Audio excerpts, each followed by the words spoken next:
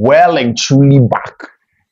The drama we just saw this evening from Liverpool and then, of course, Bournemouth and Charlie, the leagues are back. The leagues are back. Because it started this evening from the Spanish La Liga. Girona had a game, Villarreal had a game, French League Marseille had a game. Almost all the clubs had games. I mean, some of the clubs did have games today. And sometimes people have said, I wish the Premier League fixtures now.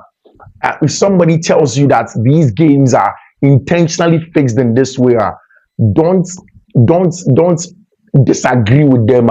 You get why they are saying that, because how is it that Liverpool are playing their first game of the season as defending champions at home at Anfield against a very stubborn Bournemouth side led by their coach Andoni Areola? So a lot of people really felt that this is going to be such a tricky game for Liverpool, even as much as say Liverpool and Bournemouth were without some of their key players from last season. But see, when people say that the English Premier League is probably the best in the league, it's about the drama. It's about the unpredictability of the league, and that's why people say the things that they see.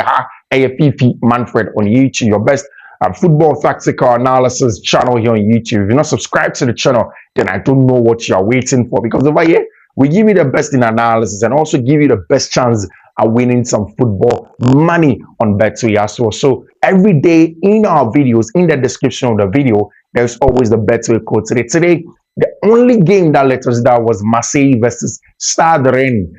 We didn't even go for this thing to, that thing to win. This is just Marseille or Rennes to win and over 1.5. And that game ended 1-0 to Stade Rennes, who had a red card in the game. Can you imagine?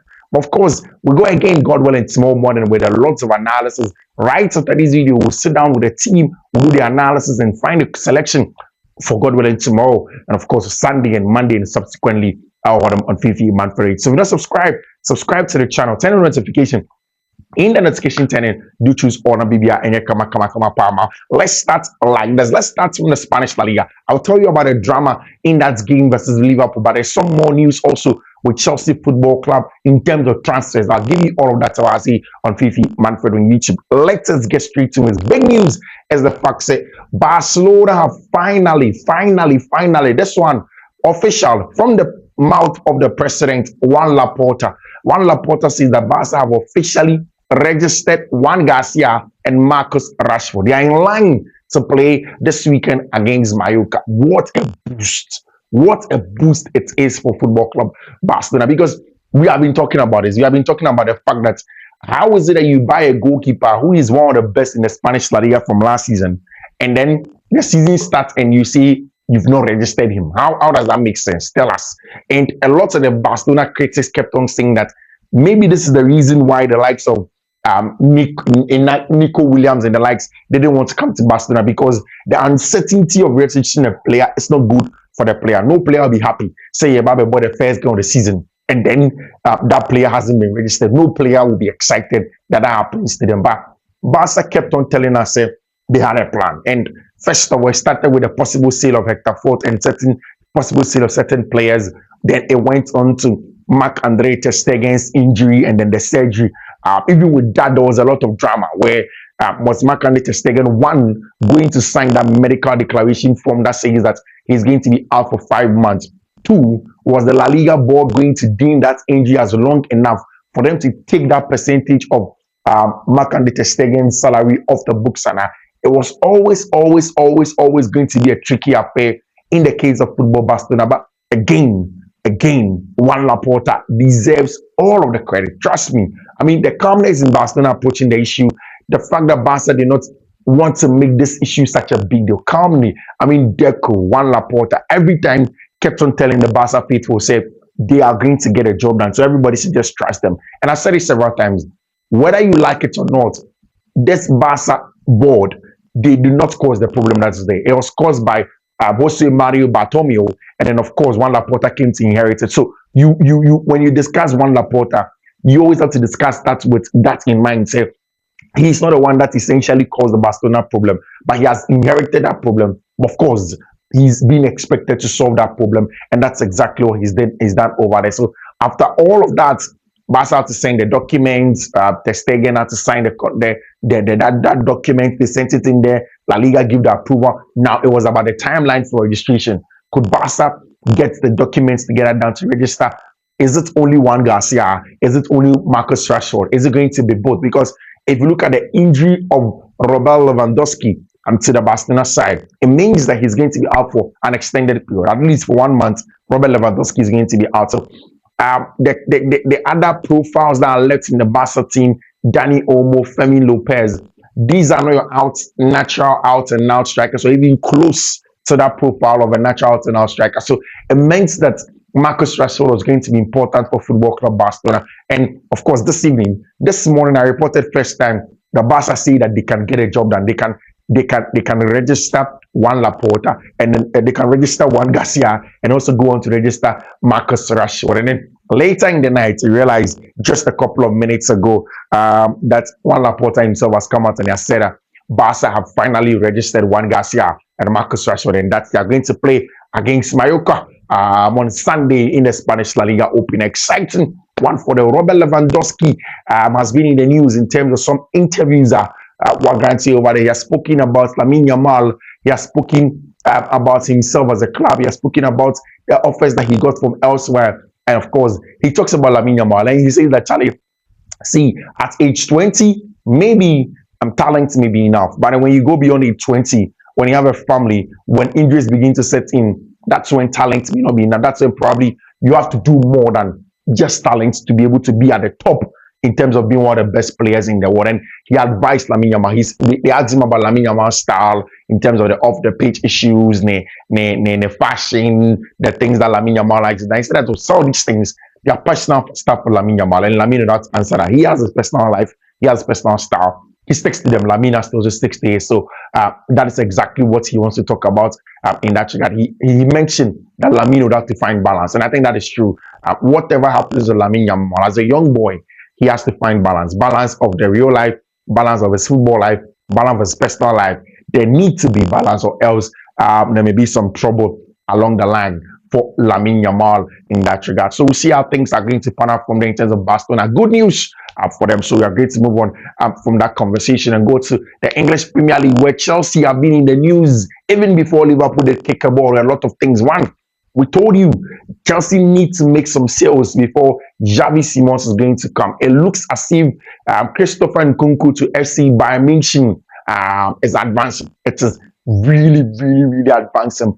One, the fact that Christopher Nkunku, Bayern have asked questions about him. Now, the big problem is that Bayern wants a loan deal for Christopher Nkunku. Bayern say that they don't want to commit too much into sales in terms of buying Christopher Nkunku, so they wanted a loan deal. Chelsea have told them point blank, so if you want Christopher Nkunku, you have to pay hard-earned cash, because you just paid 70 million to Liverpool for Ruben Dias. You also made sure that you offered 50 million for Nick Woltemade from Stuttgart in your team, and was staying down. So why don't you want to pay the money? Chelsea have been very, very clear with Christopher Nkunku. What we heard is that while Bayern in all of that conversation were trying very hard to convince Chelsea to give them on loan for Christopher Nkunku, Bayern contacted Xavi Simons. Yeah, they called Javi Simons. I will contact the agents and then the representatives of Javi Simons. And Ali Barat and Javi Simons, Ekachom said straight up, Charlie, we know that you want the boy, but he has agreed personal terms with Chelsea Football Club, and that he can't join you. The focus is totally about Chelsea. Go in there and then go and look for other players. Straightforward. And I think that has been brilliant for my branch friend Javi Simons and Chelsea fans will love him for that, because see, the way the transfer has dragged, the transfer of Chelsea and Xavi Simons has dragged now, it's taking a little bit too long. It is easy for any other player to say that, Charlie, if Chelsea are not finalizing the deal for me, and there is Bayern Munich over there, Bayern Munich, obviously, if you are playing in Germany, Bayern Munich becomes the dominant player in the league. And even in Europe, there's a possibility that they go in there and dominate and play very well and win some laurels over there. So then, why don't I just move to Bavaria? Why don't I just play for FC Bayern Munich and then go there and get a job done? But of course, the boy says that he chooses Chelsea. Xavi Simons has made it clear He wants Chelsea Football Club. He wants to make sure that he's going to stay at Chelsea Football Club. Nothing about going to FC Bayern Munich. Something that's very, very interesting over there. So it's one of the best news that has happened to Chelsea in the last few hours, in the last few weeks when it comes there, because the guy is important to Chelsea. And I explain later in the day why Chelsea are so keen on Javi Simons. Because see, Chelsea, if you want to say, last season, the times when Cole Palmer's form dropped, they had to find somebody to step up and then give them the results. They were not getting it from anywhere. They had to find it from somewhere. And that's exactly, they feel that they need an extra number 10, another half space manipulator or operator in those half spaces now to come in and give them that creative ability, that score goes for them, that play out, that becomes the final pass giver in that area for them when Cole Palmer isn't there. That's what they think, that excellent player, Javi Simons, becomes an extra weapon in that Chelsea team, and that Chelsea should go for. In terms of transfers, there have been two more teams contacted Chelsea for two separate players. First of all, Borussia Dortmund for Kanu Chukwuemeka. But see, Dortmund is such a disgraceful team, because how is it that you've taken 65 million from Chelsea for Jamie Bino Gittins? 65 million. I mean, I remember how this Jamie Bino Gittins deal dragged to the extent that Dortmund were clear with Chelsea, to the extent that they had even agreed a fee, but Dortmund kept on saying that unless Chelsea makes the deal in a structure that favors them, they will not sell Jamie Bino Gittins. Because at first, Chelsea wanted to pay 50 million with a good structure. Dortmund said, you will not pay 50 million. It has to be the 60-65 thereabouts. Then it drags before the Club World Cup, if you remember. Jimmy Gittins gets angry and then drives off. Then Chelsea goes to the Club World Cup. They say that fine, they will continue that conversation with Dortmund for Jimmy Gittins. They have that conversation extensively. It gets to the certain point where they still are struggling to get it done. They agree with the fee, 65 million, but Chelsea said, okay, let's pay majority of the fee in installments, and even most of them also in bonuses for you. They said that no, we don't want anything in bonuses. Pay the outright cash and then let's give you the boy. Chelsea struggle to do that deal for Jamie Bino Gittins. Eventually, they agree on that structure. Then you, Dortmund, turn around and come back to Chelsea and say that, oh, I want Kanu Chukwuemeka. He was on loan with me. He's an important player. I think that our goalkeeper, our coach, is going to like him. He wants him to play there. So let us bring him back to Dortmund to come and play for us. Chelsea say, fine, no problem. We'll bring him to you. But we don't want any loan deal for Kanu Chukwuemeka. We want an outright sale. You pay good money and then you get Kanu Chukwuemeka. So pay the money, $40 million about. Dortmund tell Chelsea that, okay, we want him on loan. Chelsea say, no loan. Straight purchase for Kanu Chukwuemeka. Do the deal and let us give the player to you. They end up saying no to them. They say, okay, fine, we'll come back to you. Dortmund, can you imagine, came back to Chelsea today and said that they want to buy Kanu Chukwuemeka for 15 million euros. I mean, that is so disrespectful. See, Kanu Chukwuemeka is one of my favorite players at Chelsea Football Club. Barring that injury that he had when he scored that goal against West Ham United, and then that long layoff that literally has seen the team passing by, I think Kanu probably would have been one of the players in the Chelsea team that would have been playing some good football and getting results. But again, I mean, he has to move on. And Dortmund said 15 million. Chelsea told them, no, it's not possible. That will give you Kanu Chukwuemeka for 15 million pounds for him. It's not possible. So Dortmund have gone away. They have to go in there and go and see if they will do a deal. Also, Villarreal this evening played a game against, I think, one of those teams in the Spanish La Liga, Thomas Partey's new team. Now, Villarreal had inquired about Chelsea's young centre-back called Renato Vega. I mean, the story of Renato Vega, everybody knows it. Chelsea essentially goes to Portugal in Braga. Not Braga. I think it wasn't CPR, so it wasn't Porto. It was all those things. I think it's Braga. So Chelsea essentially goes to buy Renato Vega. Nobody knows you. They say you are going to play as an LCB or LB or invert into the middle of the park. He plays certain games, and Renato Vega goes to the coaches and say that automatically he wants to be the main guy. If you are not going to play consistently as the main guy, then he will not play. He will not play at all. So forget about him. And Chelsea say, okay, fine. Then we'll sell you, because he says that he wants to play in the Portuguese national team. He wants to be able to play for Portugal in the World Cup next summer and stuff like that. And the only place where he'll get a starting bet is a centre back to Chelsea playing. Can you imagine that today? Levi Cole is out to the team. Ideally, somebody like Renato Vega could probably step up. Although Enzo Maresca says he wants a CCB, Renato Vega is not CCB, but he could have stepped up to come and play. But again, because of his own undoing, Chelsea are unwilling to even reintegrate him into the team. Something that is very, very worrying for Abantier friend Renato Vega. And Villarreal came to Chelsea today. They told Chelsea that they wanted Renato Vega in the team. Chelsea told them that, Charlie, this is the amount of money you have to pay if you want Renato Vega. But it fell short. The report is that it's going to come back. My man, Rahman Osman, is also reporting that AFC Bournemouth, even before their game against Liverpool this evening, contacted Chelsea and then asked for the services of Joshua Kofi Echampon. They told them that they need a centre back. If you look at their team today, Elias Zabani is gone, Dean Heighton is gone. They need a young centre back that can play as a CCD in their team over there. When they contacted Chelsea today, Chelsea says, okay, fine, no problem. Joshua Kofi Echampon, you can get him on loan. We won't sell Joshua Kofi Echampon to you. Because I've said it several times. If Joshua goes to play in a team like Bournemouth, where he is going to play under a manager like Andoni Areola, I promise you, Joshua Echampon is going to develop in a fold or 2 or 3 or 5. Quality player by our standard. The potential is right there.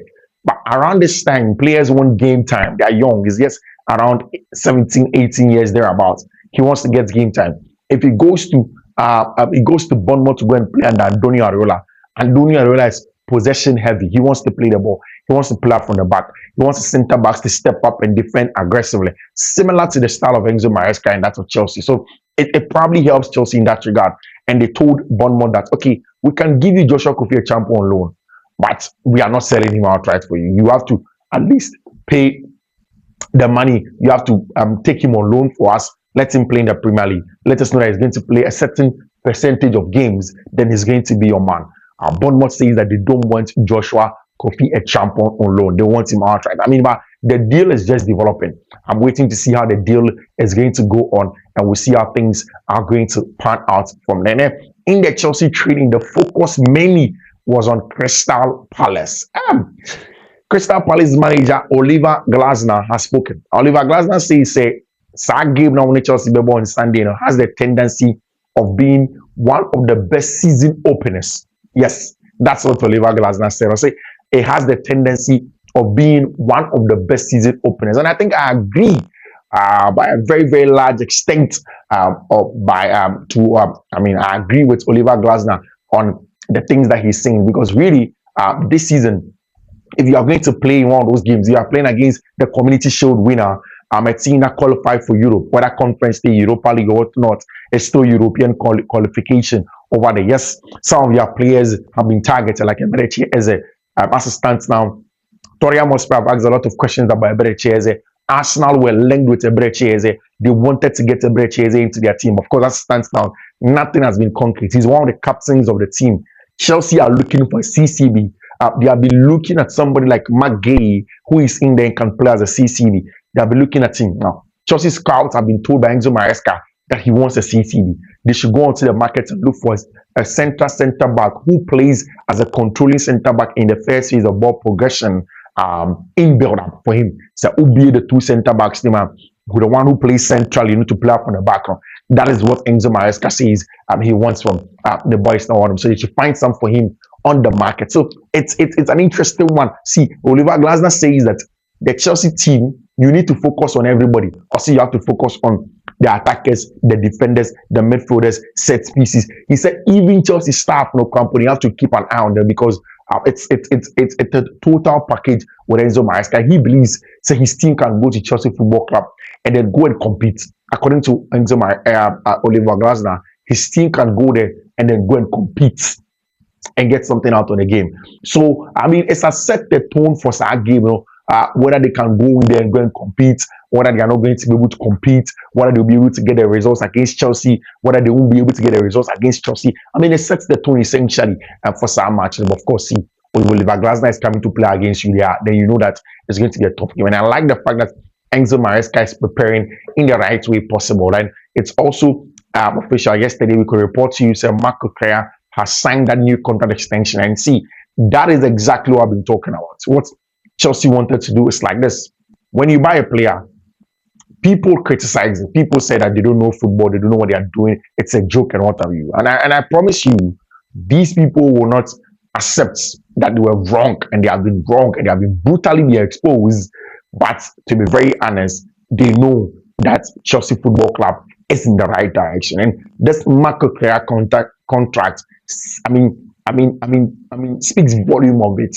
A player that was struggling at the club, Chelsea said, okay, fine, we'll give you a new shout over here. If you do well, we'll give you a new contract. And obviously, one of the best left backs in the world, you have to give him that contract extension. So Chelsea are giving Marco Correa a huge pay left in there for him to go there and get a contract extension for himself. Something that is very, very interesting. We'll see how things are going to pan out from the high Fiifi-Manfred on YouTube. Let us get straight into tonight's game. Liverpool opened the English Premier League season with a fantastic win.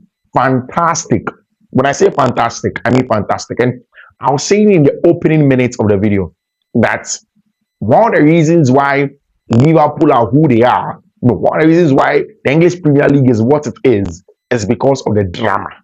Sheer drama, absolute drama inside game now.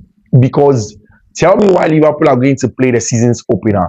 We know obviously that it's a solemn one because Diogo Jota just got passed, and this is going to be Liverpool's official game and even first game at Anfield officially since the passing of Diogo Jota. Diogo Jota was in line to return to England to come and start preseason with the team. So obviously, it was going to be emotional. Like just before the game, Anfield singing that you never walk alone, having Diogo Jota in mind.